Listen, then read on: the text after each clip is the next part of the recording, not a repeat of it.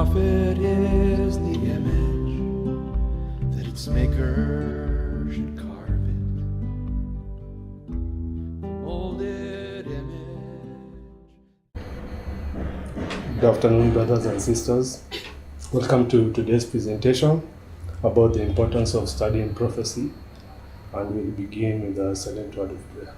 Habari za mchana ndugu na dada, nakaribisha leo katika mafundisho ya umuhimu wa nabii, na kabla tuanze, hebu tuweze kuanza na maombi ya kimoyomoyo.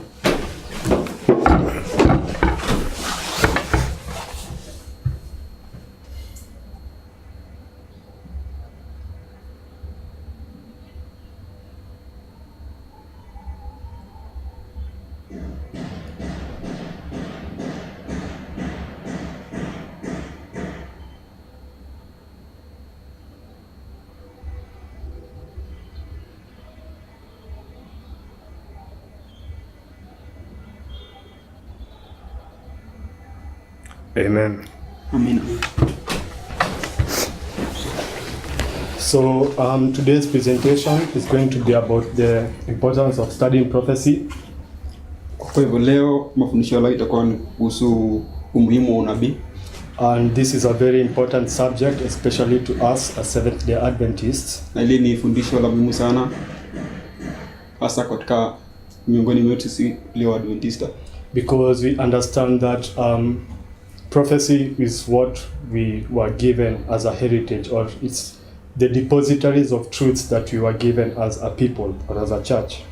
Hiyo basi kwa maana tunaelewa kwamba unabii ndio ambao tuliopewa kama urithi wetu na waanzilishi wa kanisa letu, ili tuweze kukitunza na kuliendeleza. But also today I want us to look at prophecy from another different perspective. Lakini hivi leo nataka tuangalie unabii kwa namna nyingine. Na nataka and I want us to see how prophecy is in fact Jesus Christ. Ningependa tuangalie tukajua kwamba unabii sio neno lingine bali ni neno lake Kristo. Because the reason for this is because people tend to separate Christ and prophecy. Na kwa sababu tunafanya hivi ni kwamba watu wengi wananuia kukitenganisha unabii na injili. You'll find people saying let's study Christ, we'll study prophecy later. Unapata watu wengi wanasema kwamba hebu kwanza tukaanza kujifunza kuhusu Kristo, tutajifunza unabii baadaye. Let's preach Christ and prophecy is just numbers and figures and dates. Tuache tu tuhubiri Kristo, kwa maana unabii ni si kitu kingine bali tu ni matakwimu na mambo kama haya. So in that sense they tend to like sideline prophecy, na hivyo wanakitenga unabii na injili. And they make it appear as if the gospel, or what they call Christ, is more important than prophecy. Na wanakieka kile ambacho wanakiita injili hiyo ya maana sana kuliko unabii. But today I want us to see that prophecy is Christ. Lakini leo nataka tuone kwamba unabii ni Kristo. It is Christ in verity. Ni Kristo kwa hakika. So studying prophecy is studying Christ. Hivyo basi kudurusu unabii ni kudurusu Kristo yeye mwenyewe. And if you want to have or if you want to know Christ, unapotaka kumjua Kristo, then the only way you can know Christ is by studying prophecy. Na njia pekee ya kumjua Kristo ni kwa kusoma unabii. So I want us today to establish these things. Hivi leo nataka tuweze kudhibitisha mambo haya. And today is just going to be the beginning of a series of studies to establish or to look at prophecy as Christ. Mafunzo yale itakuwa tu ni mafunzo ya kwanza ambayo itakuwa ni kama la msingi za kuendeleza kujifunza kuhusu nabii kama Kristo. So we begin. What is prophecy? Sasa tunaanza, unabii ni nini? And the only definition that we have, or the definition that the inspired definition that is given by the testimonies, we find it in Second Selected Messages, page 103. Na tafsiri la unabii tulio nao peke yake ambayo umeongezwa na Roho wa Mungu tunaipata katika kitabu cha Roho ya Unabii cha Selected Messages kurasa 103. And so I read, there are those now living who, in studying the prophecies of Daniel and John, received great light from God as they passed over the ground, where special prophecies were in process of fulfillment in their order. They brought the message of time to the people. The truth shone out clearly as the sun at noonday. Historical events showing the direct fulfillment of prophecy were set before the people, and the prophecy was seen to be a figurative delineation of events leading down to the close of this earth's history. Tunasoma katika kitabu cha Dada White cha Selected Messages kurasa 103 na kinasema hivi: kunao wanaoishi ambao kwa kusoma unabii za Danieli na Yohana walipata nuru kuu kutoka kwa Mungu walipokumbana na unabii maalum ambazo zilikuwa katika mchakato wa kutumia kwa utaratibu wao. Walihubiri ujumbe wa wakati huo kwa watu. Ukweli uling'aa kama jua wakati wa mchana. Ukweli uling'aa kama jua wakati wa mchana. Tukio za historia zilizoonyesha kutimika kwa unabii moja kwa moja ziliwekwa mbele ya watu, na unabii ukaonekana kuwa unawakilishwa kwa kuteka tukio zilizoongoza hadi mwisho pale ambapo historia ya dunia itakapofungwa. So the definition we get here is the last part of the quote, which says, and the prophecy was seen to be a figurative delineation of events leading down to the close of this earth's history. Kwa hivyo basi tafsiri la unabii ambalo tunapata katika nukuu hii linasema kuwa unabii ni tukio za historia zilizoonyesha kutumika kwa unabii moja kwa moja ziliwekwa mbele ya watu, na unabii ukaonekana kuwa unawakilishwa kwa kuteka tukio zinazoongoza hadi mwisho pale ambapo historia ya ulimwengu itakapofungwa. So if one might ask, what is prophecy? This is the definition, or this is the inspired definition we give. It is a delineation or a figurative delineation of events leading down to the close of this earth's history. Hivyo basi, yapo mtu yote ana swali kuhusu nabii, hivyo basi unaweza kupata kutafsiri nabii kwa ni tukio ambazo zinatekwa katika laini zikoonyesha moja kwa moja matukio ambazo zinaongoza hadi mwisho wa dunia. So in this term of defining prophecy, we have figurative events that lead down to the close of this earth's history. So we want to understand the word figurative. What does the word figurative events mean? Hivyo basi tunataka kujua ni nini maana ya kuteka, ambazo tunaona kuwa unabii ni kuteka tukio zinazoongoza hadi mwisho wa dunia. Hivyo basi tutaka kujua nabii, inatupasa kwanza tujue ni nini maana ya kuteka tukio hizi. So from the Webster's dictionary, the definition we have for figurative, it means representing something else, representing by resemblance, typical. Neno hili kuteka nile kwa kamusi linamaanisha kuwa kuteka ni kuwasilisha kwa laini, kwa kuchora kwa laini tukio hizi. Tafsiri wa unabii uliongoza na Roho wa Mungu ni kuwa unabii ni tukio kama zinazowakilishwa kwa mchoro wa laini zikiongeza hadi kufungwa kwa historia ya dunia. Kwa hivyo basi neno maana ya kuteka ni kuchora tukio hizi kwa laini zikionyesha hadi mwisho pale ambapo historia ya dunia itakapofungwa. So prophecy are typical events or events in types that show the end of this, or that show the end of the world. Hivyo basi unabii ni tukio za kimfano ambavyo vinaashiria matukio ambayo yatatendeka katika mwisho wa ulimwengu. Yeah, and from the definition we are told that it's a figurative delineation. So these types are put on a line. Hivyo basi kutoka kwa tafsiri lake tunaona kwamba unabii ni kimfano, na mfano hizi vinachorwa katika laini. Yeah, so the definition we have for prophecy, it has to be lines, and on this line there are types or there are figures that represent the end of this earth's history. Tafsiri la unabii linasema kwamba unabii ni tukio za kimfano, na hivi mfano vinachorwa katika laini, na hivi tukio vinaonyesha moja kwa moja hadi pale ambapo historia itakapofungwa. So if we go maybe to the board here, tukisoma katika bao hili, we can begin to understand what prophecy is. Tutaanza kujua kwa unabii ni nini. That prophecy is a line, and on this line there are figurative or figures that are also events. Hivyo kwamba unabii ni laini, na kwa laini hili tunaona kwamba kuna tukio za kimfano moja kwa moja. So these events, they begin from the first event, the second event, the third event, and it leads you down to the close of this earth's history. Hivyo basi hivi tukio vinaonyesha kwanza tukio la kwanza, tukio la pili, tukio la tatu hadi mwisho kwa laini. So prophecy has to be a delineation of events. Hivyo basi unabii unapaswa kuwa kuchorwa kwa tukio kwenye laini. And this is also how you are supposed to teach prophecy. Na hivi ndivyo ambavyo unapaswa kukifunza unabii. You are supposed to place the events on a line. Unapaswa kuviweka tukio hizi katika laini. Because the inspired definition we have is a delineation of events. Kwa kwamba tafsiri la unabii tulionao ambao umeongozwa na Roho wa Mungu ni kuweka tukio kwenye laini. And another thing also about the definition we have for prophecy. Jambo lingine ambalo tulionao kuhusu tafsiri la unabii, the types or the events are also historical events. Hivi mfano au tukio pia ni matukio ya kihistoria. So we have historical events that show what is coming at the end of the world. Tunazo tukio za kihistoria ambazo zinaashiria matukio ambayo yatukia katika mwisho wa dunia. So these historical events are now the types or the figures or the shadows of what will happen at the end of this earth's history. Hivyo basi tukio hizi za kihistoria ndivyo ni za matukio ya kimfano ama mafumbo ambayo yanaonyesha kuwa unabii ni nini. And that's why in second selected messages, page 103, it says historical events showing the direct fulfillment of prophecy were set before the people, and the prophecy was seen to be a figurative delineation of events. So in teaching prophecy, you have to set before the people historical events.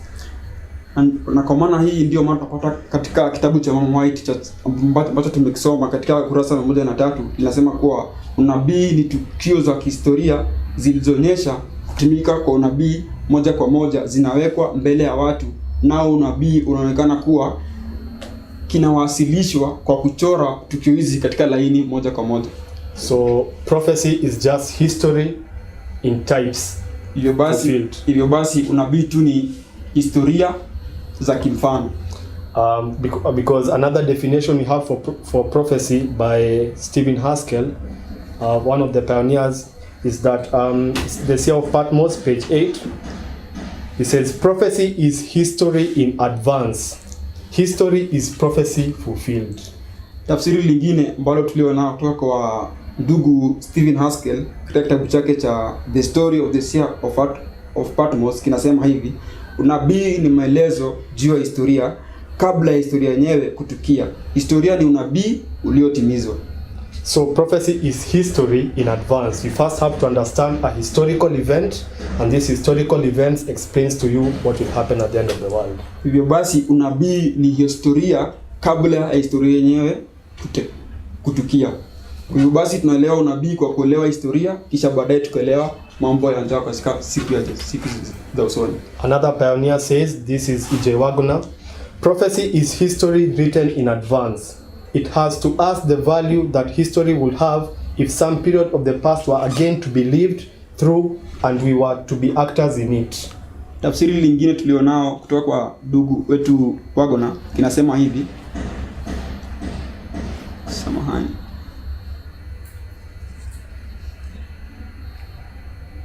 Kinasema hivi: unabii ni historia iliyoandikwa kabla ya historia yenyewe kutukia. Lina thamani kwetu kama vile historia ingelikuwa na thamani iwapo sehemu za tukio za kale zingerejelewa tena nasi tukawa waigizaji ndani yake. So basically what we are being told here is that prophecy is just history being repeated.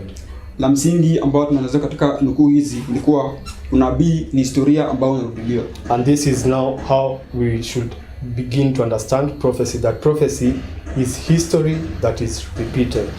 Na hivi ndivyo tunapaswa kukielewa nabii, kwamba unabii ni historia ambayo inarudiwa. And this is emphasized in the Bible so many times.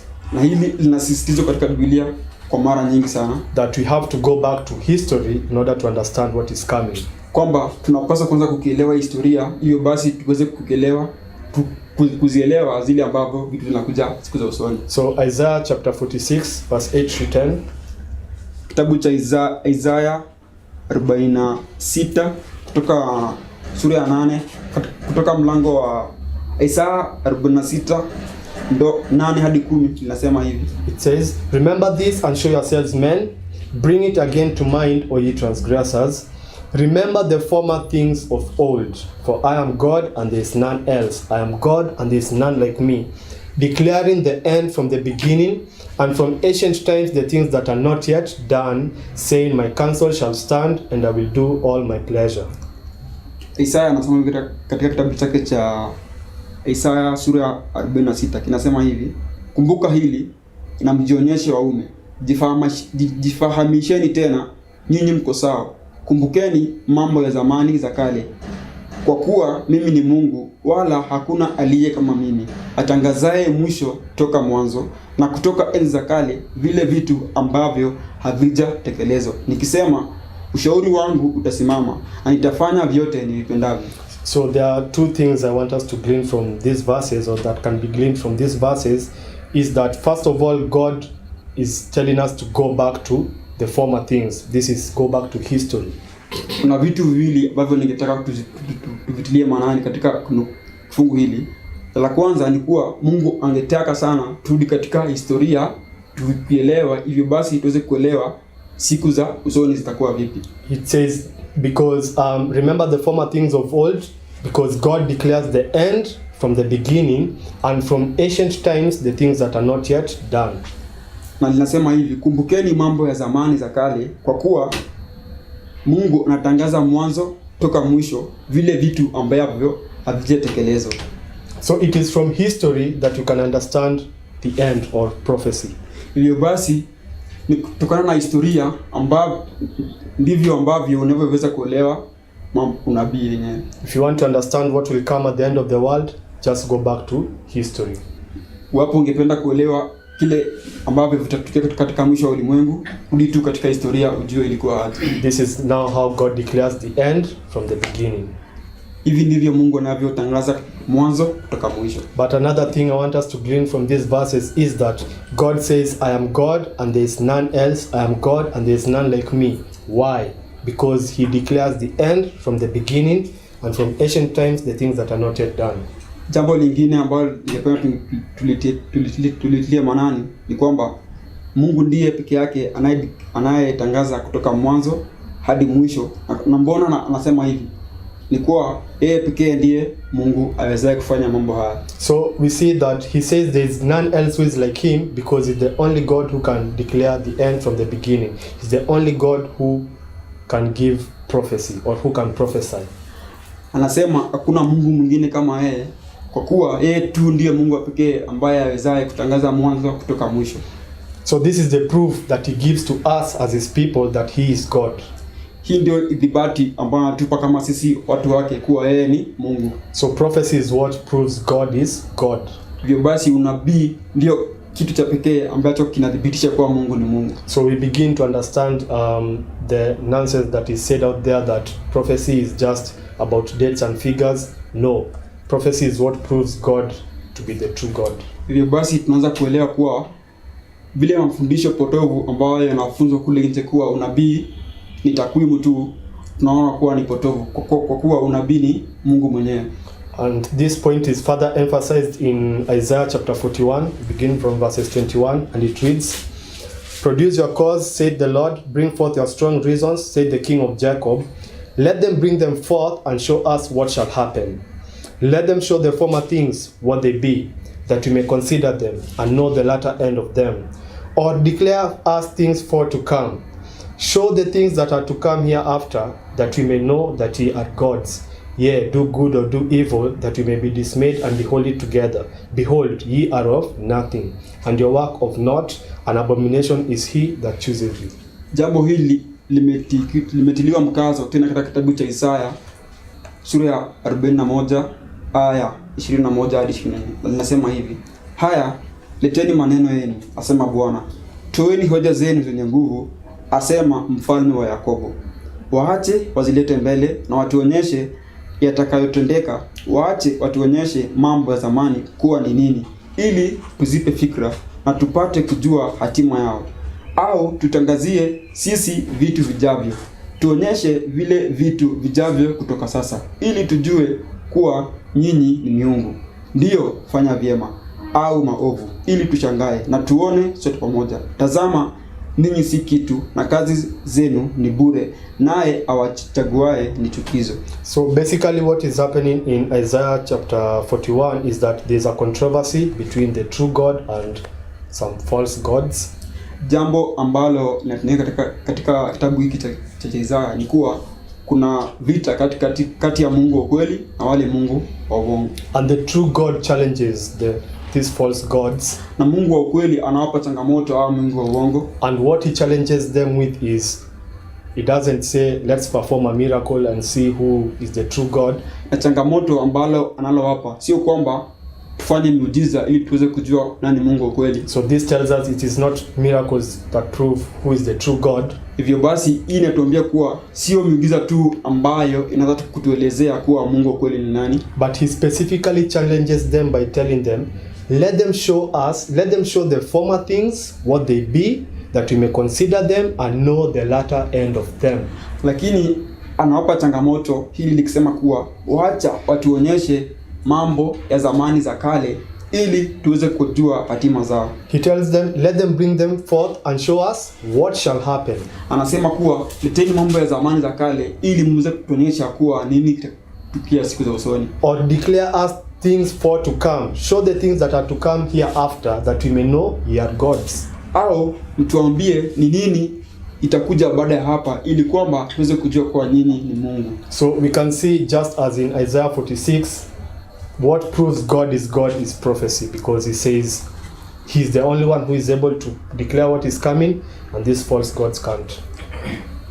Hii linaelezea kuwa kile ambacho kinadhibitisha kuwa Mungu ni Mungu ni kuwa yeye ndiyo pekee anayeweza kuleta mambo ya zamani za kale na kujua ama kusema yale ambayo yatakuja katika siku za usoni, ambayo ni hawa miungu uongo hawezi kufanya jambo hili. So when we understand this, then we begin to understand the importance of prophecy for us. Tukielewa hivi tunaanza kujua kuwa nini haswa ni muhimu wa nabii. That when we study prophecy, we are actually studying about the true God. Hivyo basi tunapokidurusu nabii tunadurusu kuhusu Mungu mwenyewe. And therefore neglecting prophecy is neglecting what proves the true God to be the true God. Hivyo basi kutupilia nabii kando ni kukataa kuwa ama kutupilia kile ambacho kinaweza kudhibitisha kuwa ni nani Mungu wa kweli. So I want us to see that it is prophecy that proves God to be God. Nataka tujue kuwa ni unabii pekee ambayo inaweza kudhibitisha kuwa Mungu ni Mungu wa kweli. So another emphasis just on the same point, Isaiah chapter 44 verse 6 to 8, it reads, "Thus said the Lord, the King of Israel, and his Redeemer, the Lord of hosts, I am the first and I am the last, and beside me there is no God. And who, as I, shall call and shall declare it, and set it in order for me, since I appointed the ancient people, and the things that are coming and shall come, let them show unto them. Fear ye not, neither be afraid. Have not I told thee from that time, and have declared it? Ye are even my witnesses. Is there a God beside me? Yea, there is no God, I know not any." Fungu lingine ambalo linadhibitisha kuwa unabii pekee ndio ambacho kinachotambulisha kuwa Mungu ni Mungu linapatikana katika kitabu cha Isaya sura 44 aya 6 hadi 8. Linasema hivi: "Hivi asema Bwana, mfalme wa Israeli na mkombozi wake, Bwana wa majeshi, mimi ni wa kwanza na mimi ni wa mwisho. Kando na mimi hakuna Mungu mwingine. Na yeye ni nani kama mimi, atakayeita au kulitangaza na kuniwekea katika utaratibu tangu nilipowateua watu wa kale na vitu ambavyo vinakuja na vitakavyokuja, basi awaonyeshe wao. Msiwe na hofu wala kuogopa. Sijawaambia toka wakati huo na kulitangaza? Ninyi ni mashahidi wangu. Je, kunaye Mungu kando na mimi? Kwa kweli hakuna Mungu mwingine, simjui yeyote yule." So we see here just the same point being emphasized as that of Isaiah 41, Isaiah 46, that there is no God besides God, and the reason is because he's the only one who declares prophecy. Tunaona jambo hili linatiliwa mkazo tena katika fungu la Isaya kuwa hakuna Mungu mwingine bali ni yeye tu pekee, na huyu ndiye Mungu pekee ambaye aletaye mambo ya kale na kuonyesha yatakayokuja katika siku za usoni. But another thing I want us to glean from this verse, Isaiah 44, is that God says, "And who, as I, shall call and shall declare it and set it in order for me, since I appointed the ancient people and the things that are coming and shall come, let them show unto them. So the ancient people are the ones who are showing us what will come. Jambo lingine ambalo ningependa tulijue katika fungu hili ni kuwa Mungu anasema hivi, anasema hivi, naye ni nani kama mimi atakayeita na kulitangaza na kuniwekea katika utaratibu tangu nilipo wateua watu wa kale. Tunaona kuwa kwa kujua watu ambao waliteuliwa wakati wa kale, ndivyo tunaweza pata kujua vitu ambavyo vitakuja katika siku za usoni. So what I believe God is telling us in these verses is that the ancient people show us the things that are to come. Jambo ambalo ningependa tujue katika fungu hili ni kuwa watu wa kale ambao waliteuliwa na Mungu ndio ambao wanatuonyesha mambo yatakayokuja katika siku za usoni. And this is just the same principle that history is what shows us what will come. Na hii tu ni kanuni ambayo tumeweza kuona kuwa ni historia ambayo inatuonyesha mambo yatakayokuja katika siku za usoni. So when we go to this board, tunapokwenda katika bao hili, we begin to understand what is being said in Isaiah chapter 44. Tunaanza kuelewa mambo ambayo yanazungumzwa katika kitabu cha Isaiah 44, that God calls the ancient people, this is Moses, Christ, John, Daniel, all these ancient people show us what will come at the end of the world. Kuwa Mungu anawateua watu wa kale kama Musa, Yakobo, Kristo, na haya mambo yote ama hawa watu wote walioteuliwa na Mungu watuonyesha mambo ambayo yatakuja katika siku za usoni. So the ancient people who show us the things that are to come can also be called the types or the figures. Hivyo basi watu hao wa kale ambao wanatuonyesha mambo yatakayokuja katika siku za usoni wanaweza pia kurejelewa ama kulinganishwa kama aina au mifano. So these ancient people are put on a line and they show what will come at the end of the world. Hivyo basi hao watu wa kale wanawekwa katika laini, na wanapowekwa katika laini wanatuonyesha mambo ambayo yatakuja siku za usoni. They serve as figures or as types or as shadows of the things that will happen at the end of the world. Hivyo basi wanakuwa kama aina au mfano au viashiria vya vitu ambavyo vinakuja katika siku za usoni. So what that does is that it makes every story of the Bible to be very important. Hilo linafanya kuwa kila historia au kila hadithi katika Biblia iwe la thamani sana kwetu sisi. Because God chose those ancient people to show us the things that will come. Kwa kuwa Mungu aliwateua watu wa kale kutuonyesha mambo yatakayokuja katika siku za usoni.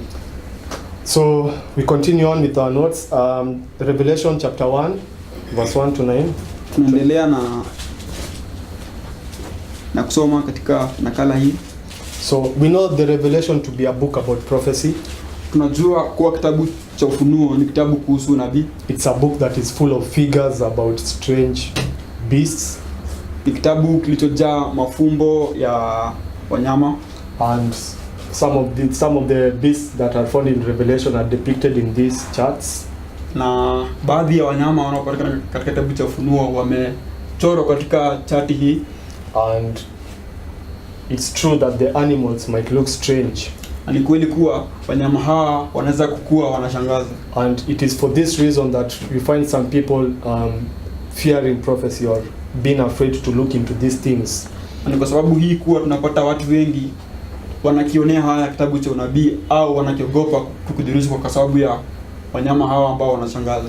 But I want us to see that these strange beasts or these strange animals are all representative of Christ or what Christ is. Ningependa tuone ama tujue kuwa wanyama hawa wote ambao wanashangaza wanaashiria Kristo mwenyewe. That this is Christ revealed. Hivi kwamba huu ni Kristo aliyedhihirishwa. So we read from Revelation chapter 1. It says, the revelation of Jesus Christ, which God gave unto him to show unto his servants things which must shortly come to pass, and he sent it and signified it by his angel unto his servant John, who bear record of the word of God and of the testimony of Jesus Christ and of all things that he saw.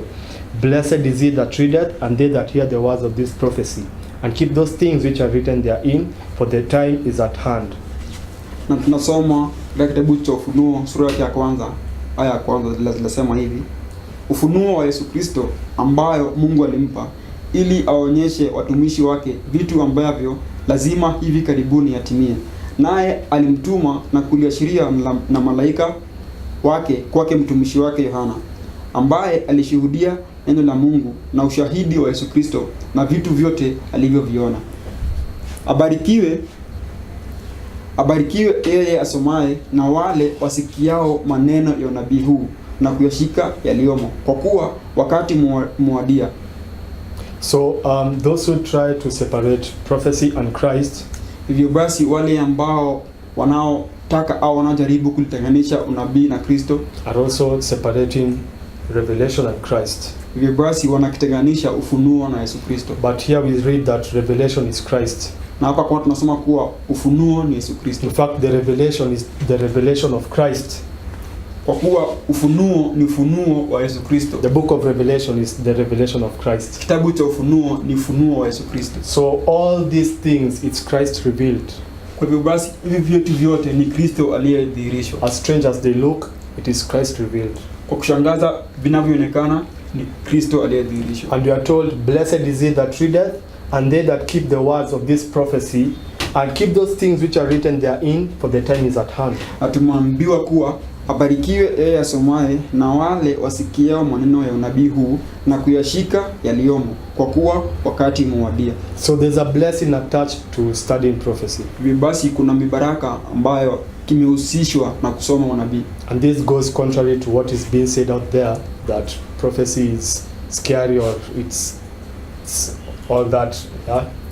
Na hii inaenda kinyume na kile ambacho kinasemwa kule nje kuwa unabii kinashtua na ni vitu vingine.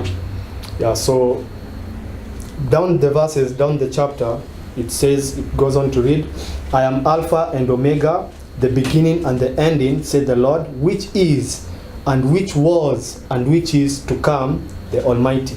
Tukiendelea kusoma fungu hili linasema kuwa mimi ni Alpha na Omega, mwanzo na mwisho, asema Bwana, ambaye yupo na alikuwako, naye atakayekuja.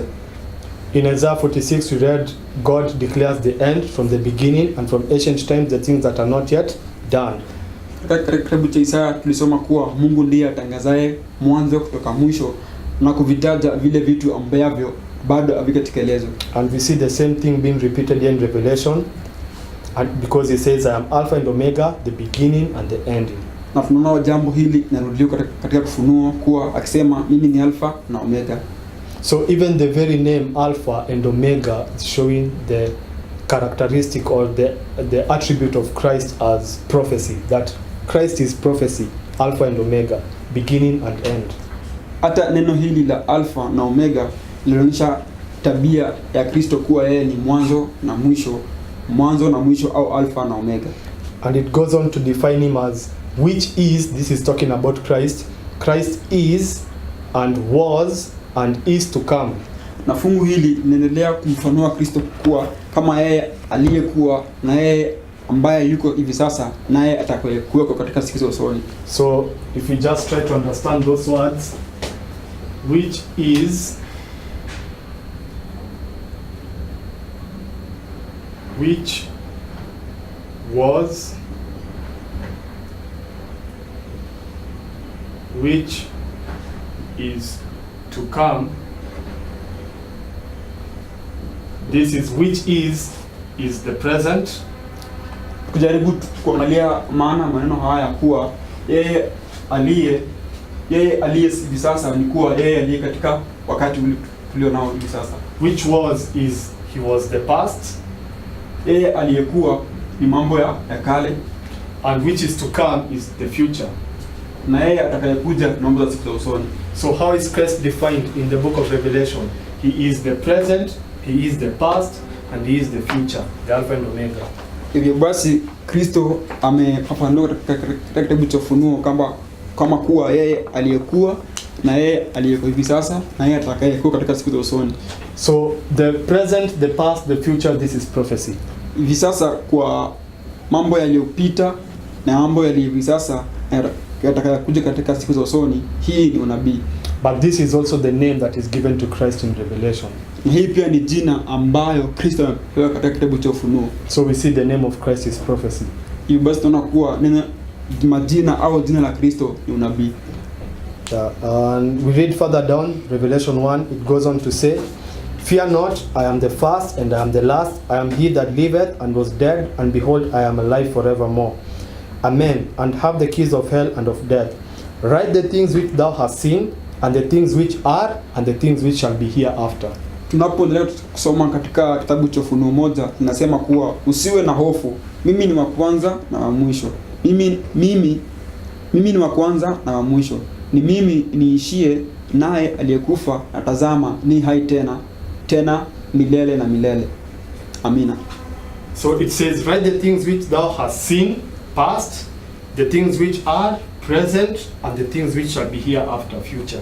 Anasema kuwa andika mambo uliyoyaona, mambo ya kale, na vitu vilivyoko sasa, wakati tulio nao sasa hivi, na vitu vitakavyokuja baada ya hapa. Hivi ni vitu vitakavyokuja katika siku za usoni. So all that is just emphasizing that Christ is prophecy. Na haya mambo yote endelea kusisitiza kuwa Kristo ni unabii. So, and prophecy is what proves God to be God. Na unabii ndio pekee ambayo inadhibitisha kuwa Mungu ni Mungu. So there is no way you can separate Christ and prophecy. Hivyo basi hakuna vile ambavyo unaweza kutenganisha unabii na Kristo. And if you neglect the study of prophecy, na hivyo basi utakapopuuza kudurusu unabii, you are neglecting Christ himself. Unamkataa Kristo yeye peke yake. So we continue to read in Education page 191 paragraph 3. It says, "The book of Revelation in connection with the book of Daniel especially demands study. Let every God-fearing teacher consider how most clearly to comprehend and to present the gospel that our Savior came in person to make known to his servant John." Tunaendelea kusoma katika kitabu cha Roho Nabii cha Education. Kinasema hivi: kitabu cha Ufunuo kinahusiana na kile cha Danieli. Kitabu cha Ufunuo kikihusiana na kile cha Danieli, hasa vinadai kudurusu kwetu. Na hebu kila mwalimu amchaye Mungu azingatie jinsi awezavyo kukifahamu na kukiwasilisha Injili ambayo Mwokozi wetu alikuja yeye kibinafsi ili kumfunulia mtumishi wake Yohana. So it says the message which the Savior came in person to make known to his servant John is called here the gospel. Ninasema kuwa ujumbe ambao Yesu Kristo alikuja yeye pekee kibinafsi kumwasilishia mtume wake Yohana ilikuwa ni the gospel. Ilikuwa ni Injili. So we know the Revelation to be a book of prophecy. Tunajua kuwa kitabu cha Ufunuo ni kitabu kuhusu nabii. But that message contained in the Revelation is here called the gospel. Lakini ujumbe huo ambao uko katika kitabu cha Ufunuo hapa kinaitwa kuwa ni Injili. So what does that tell us? Hivyo basi inatuambia nini? That prophecy is also the gospel. Kwamba unabii pia ni Injili. So how do you preach the gospel? Hivyo basi unaweza kuhubiri aje Injili? You preach prophecy. Unahubiri unabii. So it goes on to say, the revelation of Jesus Christ which God gave unto him to show unto his servants things which must surely come to pass. None should become discouraged in the study of the revelation because of its apparently mystical symbols. If any of you lack wisdom, let him ask of God, that giveth to all men liberally and upbraideth not. Blessed is he that readeth and they that hear the words of this prophecy and keep those things which are written therein, for the time is at hand. Nukuu hii kutoka katika Roho Nabii ya Education inaendelea kusema kuwa ufunuo wa Yesu Kristo ambayo Mungu alimpa ili awaonyeshe watumishi wake vitu ambavyo hivi karibuni sharti zitimie. Ufunuo 1:1. Hakuna yeyote ambaye anastahili kukata tamaa kwa kudurusu kitabu cha Ufunuo kwa vile kinaonekana kuwa kimeandikwa kwa ishara zilizofichika. Iwapo mmoja wenu atakosa hekima, hebu na amuombe Mungu ambaye apeanaye kwa uhuru kwa watu wote na wala hakemei. Yakobo 1:5. Abarikiwe yeye asomaye na wale wasikiao maneno ya unabii huu na kuyashika yaliyomo, kwa kuwa wakati umewadia. So I want us to begin to look at how prophecy is the gospel. Hivi basi nataka tuweze kuanza kuangalia jinsi unabii ni Injili. So another quote from Counsels to Writers, page 30 says, the message to present our lesson for the present time is How may we most clearly comprehend and present the gospel that Christ came in person to present to John on the Isle of Patmos, the gospel that is termed the revelation of Jesus Christ? We are to present to our people a clear explanation of revelation. Nukuu ingine kutoka katika roho ya unabii ambayo inasisitiza mambo haya inatoka katika kitabu cha Counsel to Writers kurasa wa 30. Linasema hivi: ujumbe wa kuwasilisha. Somo letu la wakati huu ni vipi tunavyoweza kukifahamu kwa uwazi na kukiwasilisha Injili ambayo Mwokozi wetu alikuja kibinafsi ili kumwasilishia mtumishi wake Yohana katika kisiwa cha Patmos. Injili itambulikanacho kama ufunuo wa Yesu Kristo. Tuwafaa kuwasilishia watu wetu maelezo wazi ya ufunuo. So what Christ came to reveal to John on the island of Patmos was the gospel. Hivyo basi kile ambacho Kristo alikuja kumfunulia mtumishi wake Yohana katika kisiwa cha Patmos ni Injili. But what do we read in Revelation? Dragons, beasts, horns and all these things.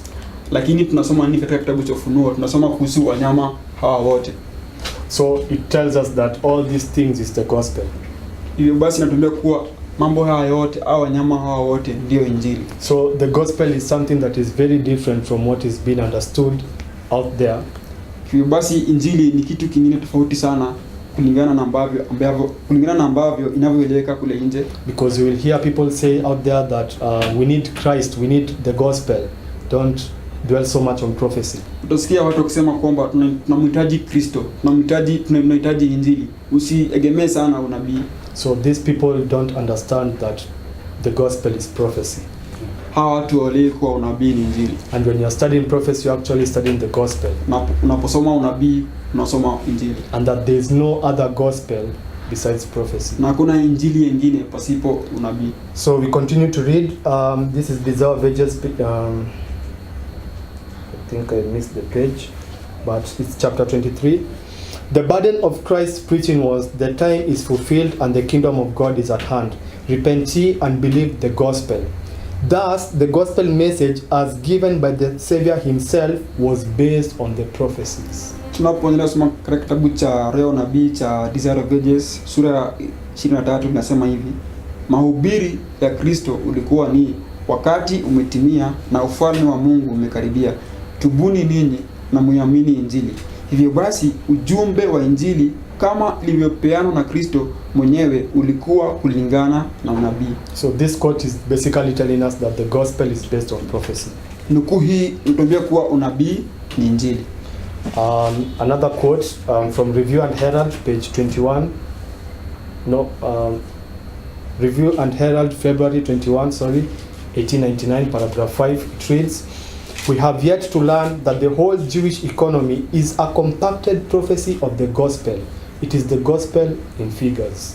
Nukuu nyingine ambalo nasisitiza jambo hili ni katika Roho Nabii ambacho ameweza kusema, kinasema hivi: bado hatujapata kujifunza uchumi yote ya Wayahudi kuwa ni unabii uliounganishwa na Injili, ni Injili kwa mifano. So if you can remember, the definition that we gave for prophecy was that prophecy is a figurative delineation of events. Unapoweza kukumbuka tafsiri ambayo tuliweza kulipa unabii ni kuwa unabii ni, it's a figurative, the figures on a line. Figures drawn on a line to show the ends of this world's history. Unabii ni mifano za matukio ambayo yaliyochorwa katika laini. Yeah, and here we read that that prophecy is the gospel in figures. Na hapa tunasoma kuwa unabii ni Injili kwa mifano. So it's actually the same thing, that it's the same definition. The gospel in figures is prophecy, and a delineation of events in figures is also prophecy. Itafsiri sawa na lile ambalo tulipeana hapo awali kuwa unabii ni Injili na ni Injili kwa mifano. Another quote that emphasizes this point, that the gospel is prophecy. Nukuu nyingine ambalo linasisitiza kuwa Injili ni nabii, comes from Education, page 123. Kutoka katika kitabu cha Education. It reads, "But the most valuable teaching of the Bible is not to be gained by occasional or disconnected study. Its great system of truth is not to be presented as to be discerned by the hasty or careless reader. reader, many of its treasures lie far beneath the surface and can be obtained only by diligent research and continuous effort. The truths that go to make up the great whole must be searched out and gathered up, here a little and there a little. Isaiah 28 verse 10. When thus searched out and brought together, they will be found to be perfectly fitted to one another. Each gospel is a supplement to the others. Every prophecy an explanation of another. Every truth a development of some other truth.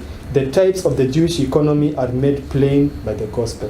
Nukuu hii linasema hivi: walakini fundisho la thamani sana ya Biblia haitopatikana kwa durusu zilizokatizwa au zilizo za ghafla. Mfumo wake kuu wenye ukweli haujawasilishwa kwa njia ya kutambulika na msomaji wa haraka na asiyejali. Hazina zake nyingi haziko wazi na yanaweza tu kupatikana kwa utafiti wa bidii na jitihada za kuendelea. Ukweli ambazo zinajenga ukweli yote kuu kwa jumla lazima zitafutwe na kukusanywa, hapa kidogo na kule kidogo. Isaiah 28:10. Yanapotafutwa hivi na kuletwa pamoja, yatapatikana kuwa yamekamilika na yanafaa kila moja. Kila injili linaongezea zile zingine, kila unabii ikiwa maelezo ya unabii zingine, kila ukweli ukijenga ukweli zingine. Mifano ya uchumi ya Wayahudi yamewekwa wazi katika injili. So what is said in this quote is that, or what I want us to see in this quote is that the word gospel is used synonymously with prophecy. Kile ambacho ningependa tukipate katika nukuu hii ni kuwa neno injili limetumika kama vile unabii, au injili ni unabii kwa lugha nyingine. Meaning that gospel is the same thing as prophecy, because it says each gospel is a supplement to the others.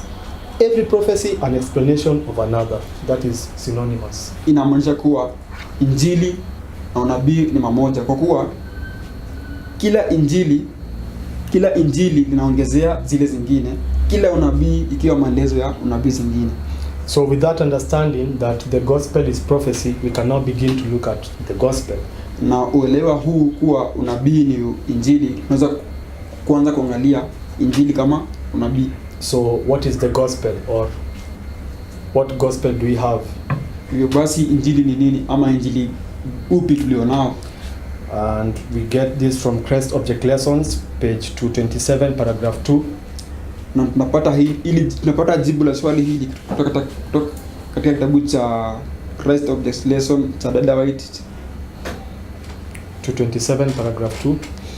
Ukurasa 227 aya yake ya pili. And it reads, in the prophecy, this warning of the judgment with its connected messages is followed by the coming of the Son of Man in the clouds of heaven. The proclamation of the judgment is an announcement of Christ's second coming as at hand, and this proclamation is called the everlasting gospel.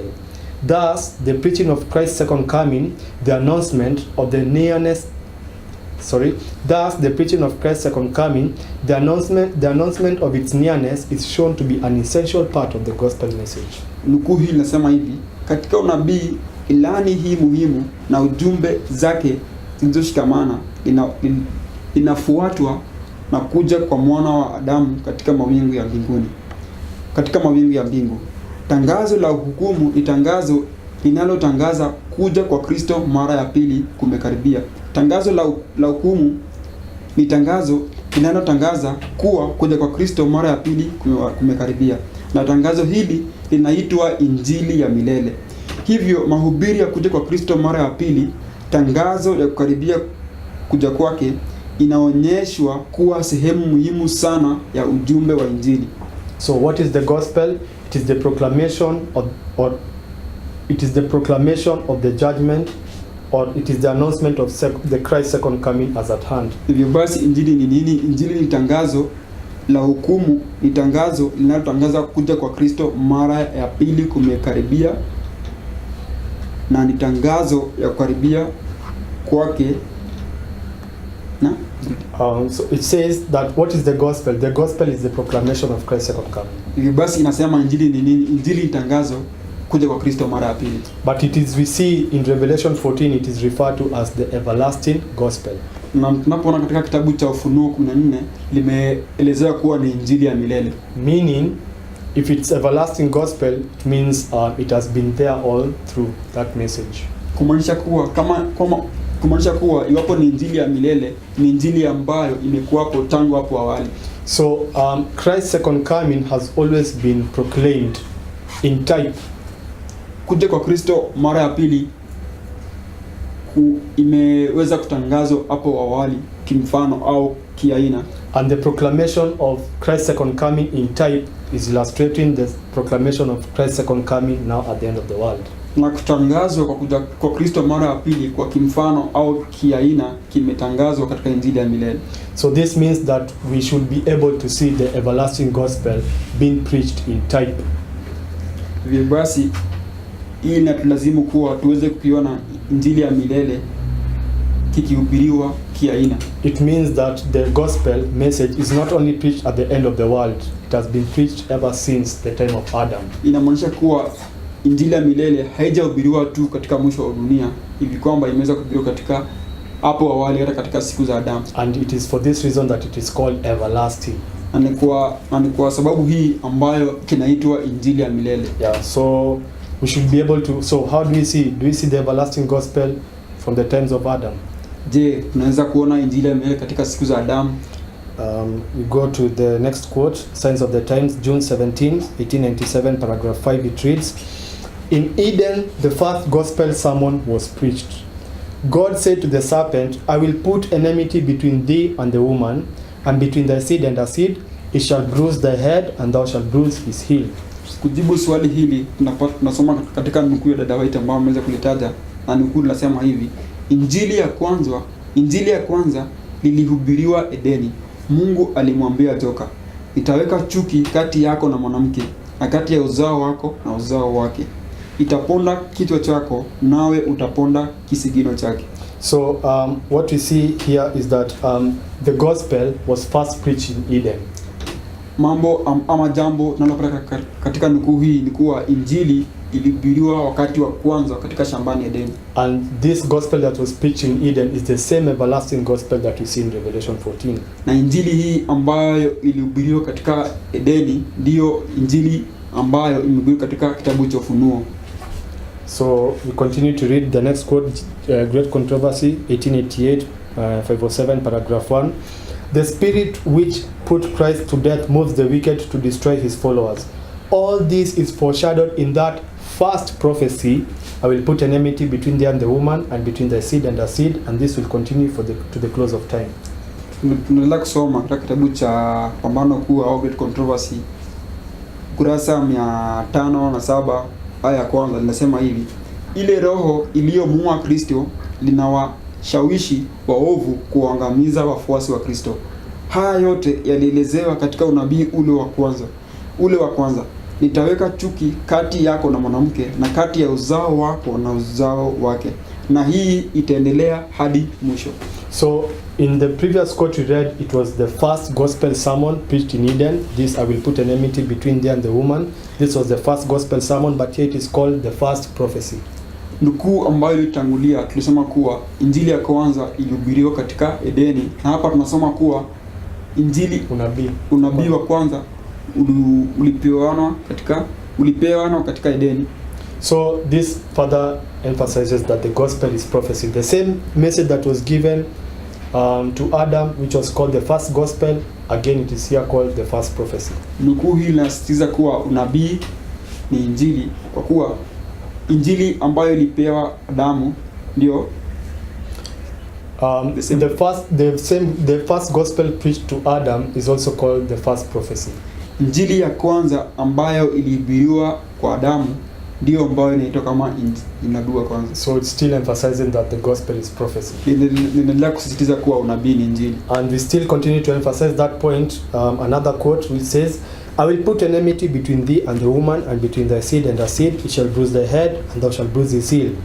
This was the first gospel sermon ever preached to man. And then another quote, it reads, "I will put enmity between thee and the woman, and between thy seed and her seed. It shall bruise thy head, and thou shalt bruise his heel." In this first prophecy contained in the scriptures is found an intimation of redemption. So again, we see it being called the first gospel And now again the first prophecy. Tunaendelea kusisitiza jambo hili katika nukuu hii, nasema kuwa nitaweka chuki kati yako na mwanamke na kati ya uzao wako na uzao wake. Nitaponda kichwa chako nawe utaponda kisigino chake. Hili ndilo lililokuwa mahubiri ya kwanza ya Injili iliyowahi kuhubiriwa kwa mwanadamu aliyeanguka. Nitaweka chuki, nukuu nyingine, nitaweka chuki kati yako na mwanamke na kati ya uzao wako na uzao wake. Itaponda kichwa chako nawe utaponda kisigino chake. Katika unabii huu wa kwanza unaopatikana katika maandiko, ushuhuda wa ukombozi unapatikana. Okay, so we now so again another quote. This is Chenemar, page 172. Nukuu nyingine kutoka kitabu cha ambacho alichokitaja. It says, all who join the ranks of Sabbath keepers should become diligent Bible students, that they may know the pillars and groundwork of truth. They should study prophetic history, which has brought us down point by point to where we are at the present time. This is God's plan for our school. Young men should attend who desire to become educated for any line of work, who have capabilities and see the necessity of learning more and still more where we stand today in prophetic history, uniting link after link in the prophetic chain, even from Genesis to Revelation. Christ is the Alpha, the first link, and the Omega, the last link of the gospel chain, which is welded in Revelation. These young men will not have fixed habits of wrong or defects in disposition and character, and will make them inflexible. Nukuu inasema kuwa wale wote wanaoungana na safu ya watunza sabato lazima wawe wanafunzi wa Biblia walio na bidii ili waweze kujua nguzo na msingi wa ukweli. Wanapaswa kudurusu historia ya kinabii ambayo imetuelekeza kwa uhakika hadi wakati uliopo. Hilo ndilo mpango wa Mungu kwa shule yetu. Vijana wanapaswa kuhudhuria walio na ari ya kuelimika kwa kazi yoyote ile, walio na uwezo na ambao wanaiona umuhimu wa kujifunza mengi na mengi zaidi kuhusu pale ambapo tunasimama katika historia ya kinabii, wakiunganisha kiungo baada ya kiungo katika mnyororo wa kinabii, hata kutoka mwanzo hadi Ufunuo. Kristo ndiye Alfa, kiungo cha kwanza, na Omega, kiungo cha mwisho ya mnyororo wa Injili ambayo kimechomelewa katika Ufunuo. Vijana hawa hawatakuwa na tabia mbaya zilizo imara au kasoro katika namna tabia ambazo zitawafanya wasiweze kubadilika. So we see here it being called the prophetic chain and again being called the gospel chain. Tuna hapa kuwa kinaitwa kama mnyororo wa unabii, tena mnyororo wa Injili. And again emphasizing the same point that the gospel is prophecy. Nikiendelea kusisitiza kuwa unabii ni Injili. But another thing I want us to glean from here is that we are admonished to study prophecy because somehow the last paragraph or the last sentence it reads, these young men will not have fixed habits of wrong or defects in disposition and character that will make them inflexible. Ningependa kupate jambo hii kuwa tumeweza kuambiwa tukiweze kukidurusu unabii, kwa kuwa katika sehemu ya mwisho ya aya hii inasema kuwa vijana hawa hawatakuwa na tabia mbaya zilizo imara au kasoro katika namna tabia ambazo zitawafanya wasiweze kubadilika. So this teaches us that prophecy also leads to character formation. Hii inatufunza kuwa unabii unasababisha katika kujenga tabia. So it's not just about dates and figures. It's not just about learning about times, but actually you will change, your character will be changed when you begin to study prophecy. Hivyo basi unabii sio tu kusoma kuhusu tarehe na mafumbo au ishara. Ni kuwa unabii unaweza kusababisha wewe kama msomaji wa nabii kuwa na tabia iliyo bora. Yeah, and this is for this reason we are told by Sister White in many of our quotes. Kwa sababu hili tumeambiwa na dada White katika nukuu zake nyingi that the faith of Seventh-day Adventists should be based on the prophecies. Kwa kuwa imani ya Waadventista inapaswa kuwa na msingi katika unabii. It is prophecy that produces the right kind of faith. Ni unabii pekee ambao unaweza kutoa au kusababisha imani iliyo bora. And this is brought to view in the book of 2 Peter chapter 2 verse 16 to 19. Na hili limeelezewa katika kitabu cha Petero wa pili mlango wa kwanza aya yake ya 16 to 19, 16 hadi 19, which says that when you study prophecy, or maybe if you can read, it says,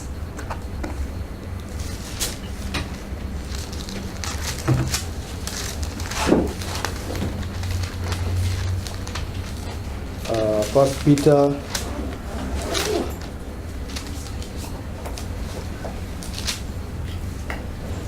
First Peter 1 from verse 16 to 20, it reads, "For we have not followed cunningly devised fables when we made known unto you the power and coming of our Lord Jesus Christ, but were eyewitnesses of his majesty.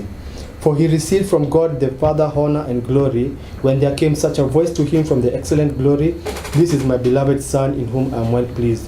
And this voice which came from heaven we heard when we were with him in the holy mount.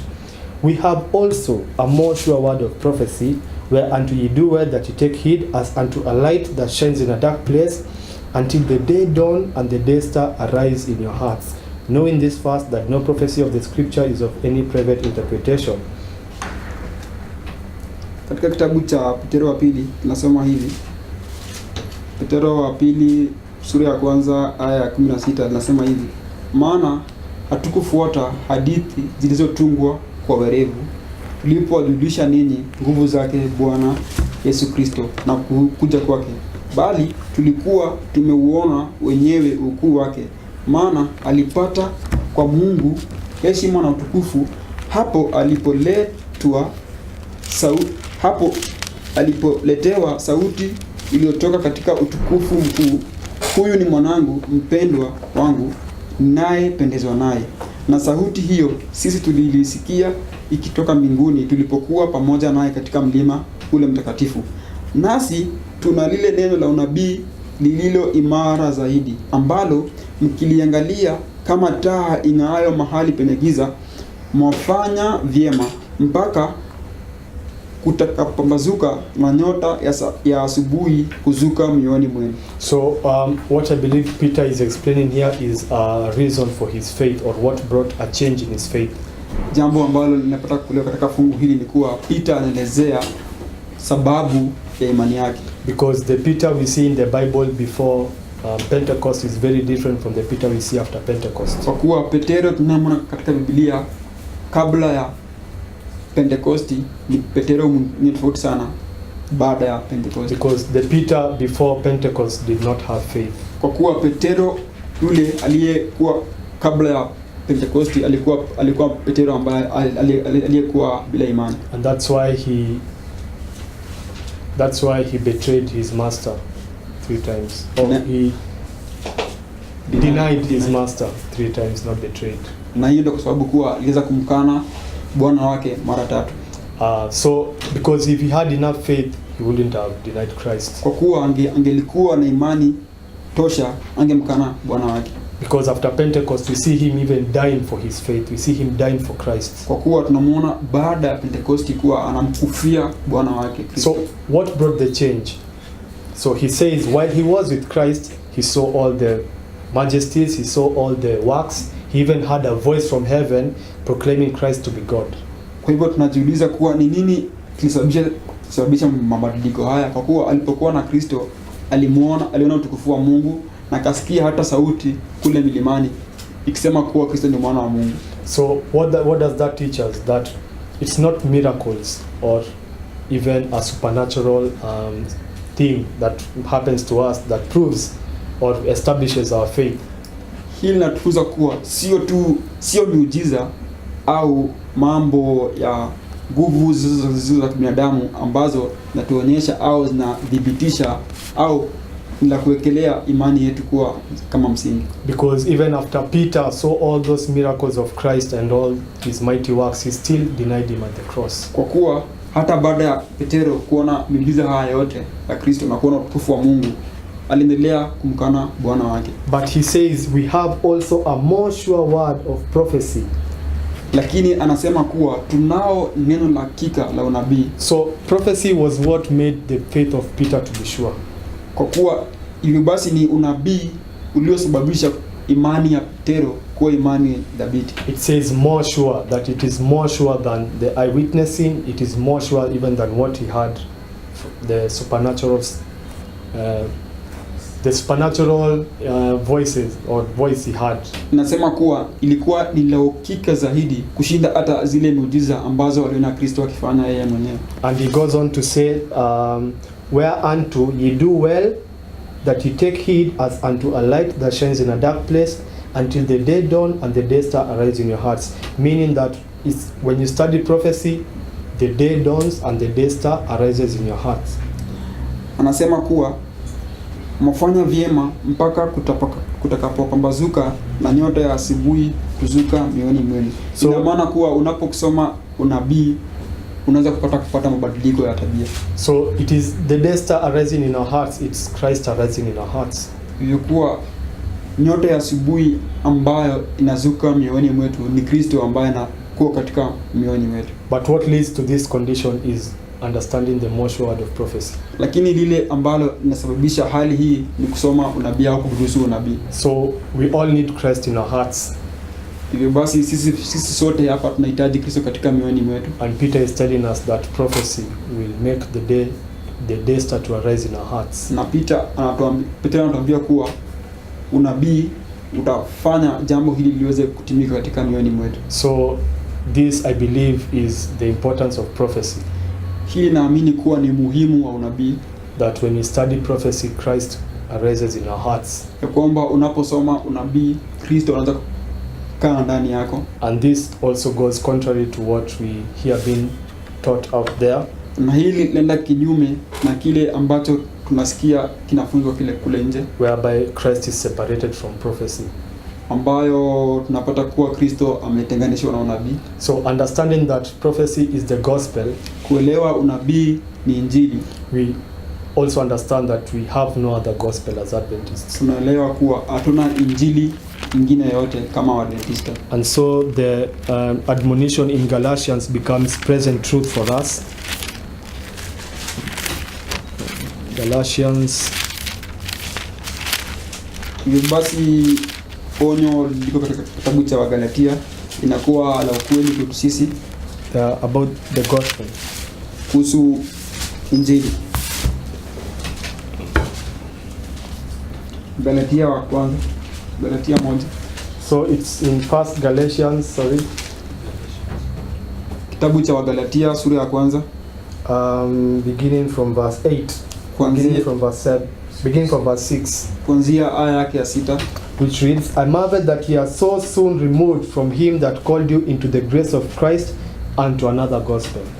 Inasoma kuwa na staajabu kwa kuwa mmemwacha upesi yeye aliyowaita katika neema ya Kristo na kugeukia injili ya namna nyingine. So we should keep in mind that here Paul is more speaking about the end of the world than for his time. Tunapaswa kujua kuwa kwa fungu hili Paulo anaozungumzia kuhusu mwisho wa dunia sana. He's speaking more about the end of the world than for his time. Anazungumzia kuhusu mwisho wa dunia sana kushinda alivyozungumzia wakati wake. So he's actually addressing Seventh-day Adventists. Anazungumzia haswa Waadventista. And he's telling them, anawaambia, I marvel that ye are so soon removed from him that called you into the grace of Christ unto another gospel. Na anawaambia hili, na staajabu kwa kuwa mnamuacha upesi hivi yeye aliyewaita katika neema ya Kristo na kugeukia injili ya namna nyingine. Which is not another, but there be some that trouble you and will pervert the gospel of Christ. Wala si nyingine, lakini wapo watu wawatabishao na kutaka kuigeuza injili ya Kristo. And we see this being taught by them saying the prophecy is not the gospel is some lovey-lovey or some religion that brings some goody-goody feeling. This is what they define as the gospel. Na tunaona kuwa jambo hili na ukweli kwa kuwa wanafunza kuwa unabii sio unabii bali ni upendo na si unabii. They say it's the love of Christ and they give it all these sweet names and Yeah. Wanasema kuwa ni upendo wa Kristo na wanaipa jina hivi tamu. But from the studies we have seen, gospel is prophecy. The gospel is these things. Lakini katika somo letu tumeona kuwa unabii ni vitu hivi katika hili chapter. They might not look nice, haviwezi kuwa vinapendeza, but the Bible tells us this is Christ. Lakini Biblia inatuambia kuwa huyu ni Kristo. So it says, which is not another, but there be some that trouble you and will pervert the gospel of Christ as they are doing. Nasema kuwa wala si nyingine, lakini wapo watu wa watabishao na kutaka kuigeuza injili ya Kristo au kuipotosha injili ya Kristo. Yeah, and he continues to say, but though we or an angel from heaven preach any other gospel unto you than that which we have preached unto you, let him be accursed. Lakini ninasema kuwa lakini ijapokuwa sisi au malaika wa mbinguni atawahubiria ninyi injili yoyote isipokuwa hiyo tuliyowahubiria, na alaaniwe. And he repeats it, as we said before, so I say now again, if any man preach any other gospel unto you other than that ye have received, let him be accursed. Anaendelea kwa kusema kuwa kama tuliotangulia kusema, na sasa nasema tena, mtu awaye yeyote akiwahubiria ninyi injili yoyote isipokuwa hiyo mlioipokea, na alaaniwe. And with that we can close with a word of prayer. Na kwa mambo haya tunaweza kufunga katika maombi.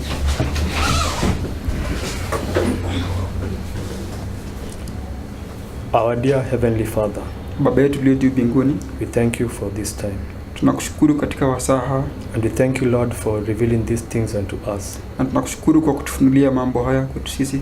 We thank you because of your prophetic word. Tunakushukuru kwa neno lako la unabii. And we thank you because this is what proves that you are the true God. Na tunakushukuru kwa kuwa hii ndio pekee inayodhibitisha kuwa wewe ni Mungu wa kweli. We also thank you for giving us these truths as Seventh-day Adventists. Tunakushukuru pia kwa kutupa ukweli hizi kama Waadventista. You have made us the recipients and the depositaries of these truths. Umetuweza kutufanya kama warithi wa ukweli hizi.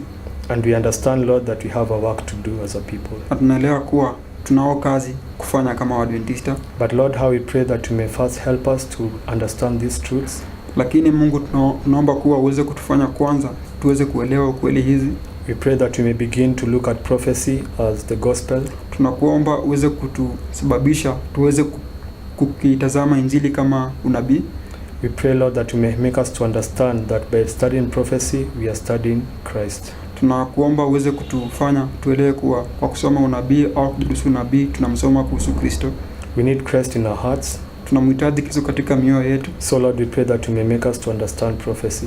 Hivyo basi hivi tuweze kuelewa unabii. I pray that you may send your Holy Spirit na kuomba uweze kumtuma Roho wako Mtakatifu to guide us into truth, kutuongoza katika ukweli, and to show us what these things mean, na kutuonyesha mambo haya yanamaanisha nini. So Lord, we thank you for all that you have revealed so far unto us. Hivyo basi tunakushukuru Mungu kwa yale yote ambayo umeweza kutufunulia, and we pray that we may conform our lives to these truths, na tunakuomba uweze kutupa nguvu ili tuweze kuishi kulingana na ukweli hizi, that Christ may arise in our hearts, hivi kwamba Kristo aweze kukaa mioyoni mwetu. We thank you for all this because we ask in Jesus' name. Tunakushukuru kwa haya yote kwa kuwa tumeomba katika jina la mwanao Yesu Kristo. Amen. Amen. Amen.